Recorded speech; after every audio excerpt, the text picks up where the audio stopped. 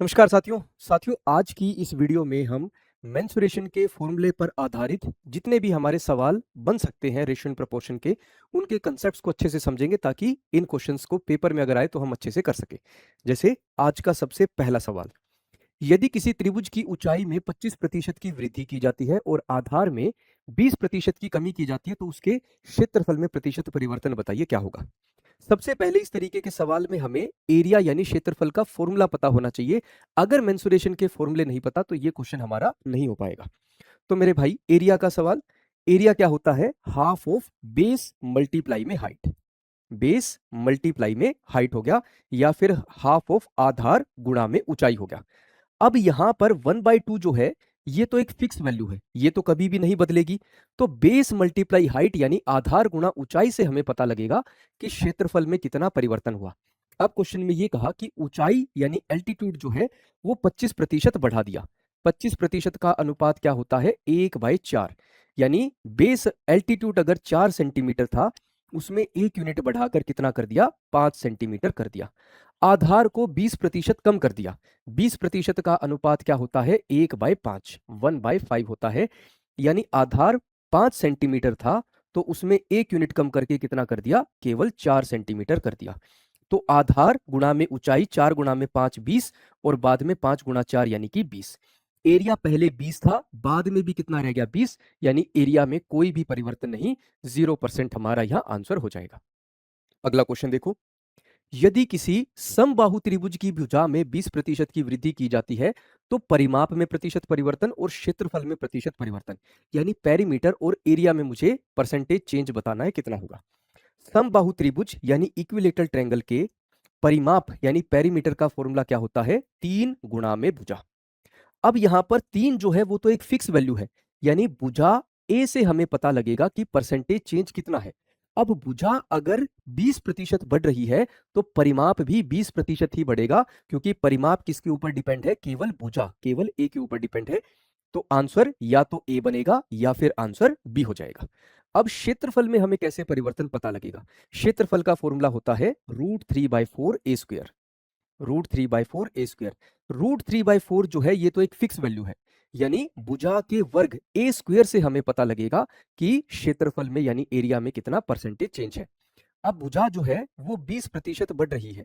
20% का अनुपात 1/5, यानी भुजा अगर पहले 5 सेंटीमीटर थी तो उसमें 1 यूनिट बढ़कर कितनी हो गई? 6 सेंटीमीटर हो गई, 6 सेंटीमीटर। तो a² कितना हो जाएगा? 5 का वर्ग कितना? 25 और 6 का वर्ग मेरे भाई कितना हो गया? 36। 25 से 36 यानी कि 11 यूनिट बढ़ गया, किसके मुकाबले? 25 के मुकाबले। प्रतिशत निकालने के लिए 100 से गुणा। 25 से 100 कितने पर जाएगा? 4 पर। 11 गुणा में 4 कितना हो गया? 44%, 44% हो गया। तो मेरे भाई यहां से एरिया में चेंज कितना बना? 44%। आंसर क्या होगा यहाँ पर? ऑप्शन बी हो जाएगा। यहां पर आंसर डी को मत लिख देना, डी हमारा आंसर नहीं होगा, क्योंकि पहले पेरीमीटर के बारे में बात है, बाद में एरिया यानी क्षेत्रफल के बारे में बात है, तो पहले 20 आएगा बाद में 44 आएगा।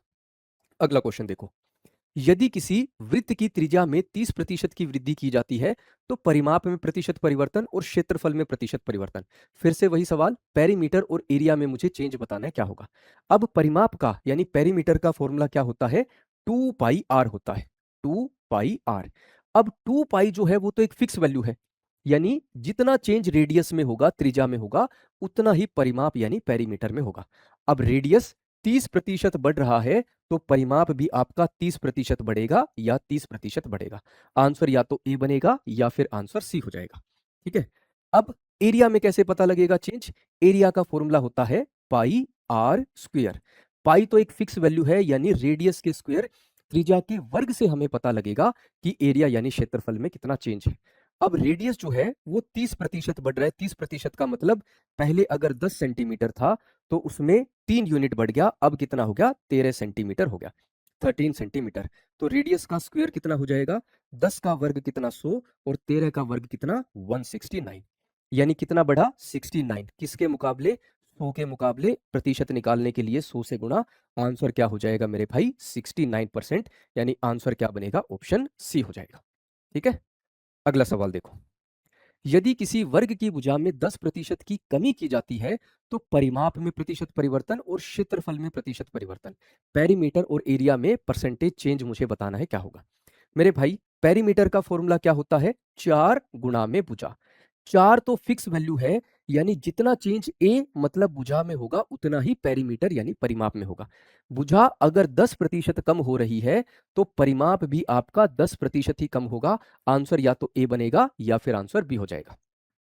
अब एरिया में कैसे चेंज पता लगेगा, एरिया का फॉर्मूला होता है भुजा का वर्ग, ए का स्क्वायर।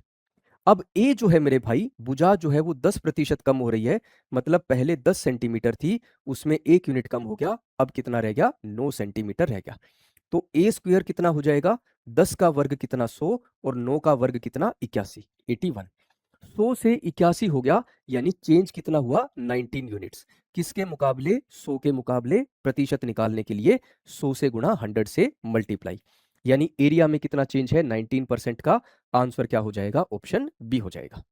ऐसे एक और सवाल करते हैं। यदि किसी घन की भुजा में 10% की वृद्धि की जाती है तो आयतन में प्रतिशत परिवर्तन और पृष्ठीय क्षेत्रफल में प्रतिशत परिवर्तन बताइए क्या होगा। अब वॉल्यूम यानी आयतन का फॉर्मूला क्या होता है, भुजा की पावर 3, ए की पावर 3, यानी भुजा की पावर 3 से हमें पता लगेगा वॉल्यूम यानी आयतन में कितना परसेंटेज चेंज है।